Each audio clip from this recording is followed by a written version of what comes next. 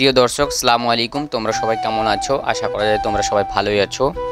আমি আবার আজকে তোমাদের কাছে আমার নিত্যদিনের কাজ নিয়ে একটা ভিডিও নিয়ে হাজির হয়ে গেছি।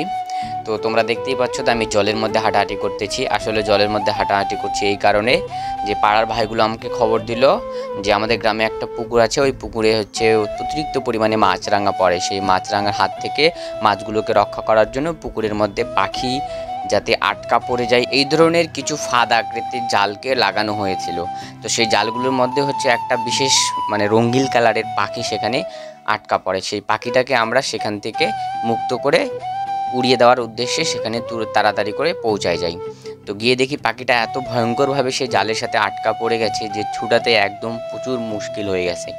এই পাখিটার ইংরেজি নাম হচ্ছে বি ইটার্স, আর বাংলা থেকে এই পাখিটাকে বলা হয় মৌমাছি ভক্ষণকারী। এর নামকরণ মৌমাছি ভক্ষণকারী এই জন্য হয়েছে কারণ এর প্রধান খাবারই হলো মৌমাছি। এ সারা বছরে যে পরিমাণ খাদ্য খায় তার মধ্যে 90.8% মৌমাছি খায়, আর 9.2% হচ্ছে পোকামাকড় ধরে। IUCN union for conservation of nature এর তথ্যানুসারে এটি একটি বিপন্নপ্রায় পাখি। এই পাখিটির বাসস্থান হচ্ছে তোমার ইউরোপ, অস্ট্রেলিয়া, দক্ষিণ চীন, ভারতবর্ষ এবং ইন্দোনেশিয়ার দ্বীপপুঞ্জ আরও ইত্যাদি জায়গাগুলোতে এই পাখিটিকে লক্ষ্য করা যায়। এই পাখিটার হচ্ছে প্রজনন সময় এপ্রিল থেকে মার্চ মাস। প্রজননের সময় এই পাখিটা বিশেষ এক ধরনের উপায় গ্রহণ করে থাকে।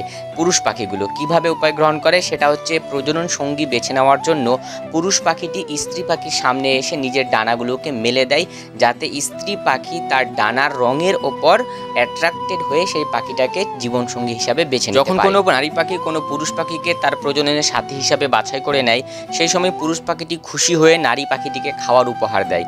এর পরবর্তী পর্যায়ে তারা 5টি ডিম দিয়ে থাকে এবং ডিমগুলোকে দিনের বেলায় 2 জন মিলেই শিকারীর পাখির হাত থেকে রক্ষা করে থাকে। শুধুমাত্র রাত্রেবেলায় নারী পাখিটি ডিমগুলোকে একাই রক্ষা করতে থাকে শিকারী পাখির হাত থেকে, এবং তিনি ডিমগুলোকে তা দিতে থাকে। ডিমগুলোতে মোটামুটিভাবে 20 দিন তা দেওয়ার পর থেকে বাচ্চাগুলো থেকে বাচ্চা বেরিয়ে আসে, এবং বাচ্চাগুলো একসাথে না বেরিয়ে আসার কারণে অনেক সময় কি হয়, খাবারের অভাব যদি থাকে, যেই বাচ্চাগুলো আগে বেরিয়ে আসে সেই বাচ্চাগুলো বেঁচে যায় এবং পরের বাচ্চাগুলো মারা যায়। এইভাবেই এই পাখিরা জীবনযাপন করে থাকে।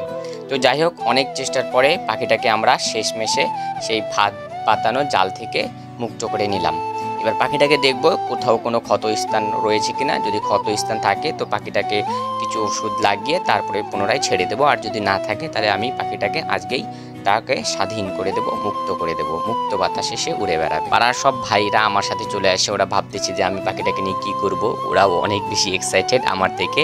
যাই হোক, পরবর্তীতে আমি পাখিটিকে খোলা আকাশের নিচে ছেড়ে দিই, সে যেন পরবর্তী জীবন শান্তিতে থাকতে পারে। পাখির সেই উড়ন্ত রূপে আমার মন হলো হালকা, তার মুক্তির মাঝে আমি পেলাম শান্তি, নতুন স্বপ্নে ভরে উঠল তার দৃষ্টি, হাত থেকে তাকে ছেড়ে দিলাম তার উড়ন্ত সুখের স্রোতে। তো যাই হোক, আজকের ভিডিও এখান থেকে শেষ করলাম। তোমরা প্রোফাইলটাকে ফলো করো, ভিডিওটাকে লাইক করো, শেয়ার করো, কমেন্ট করো। টাটা, বাই বাই, আবার দেখা হবে তাড়াতাড়ি।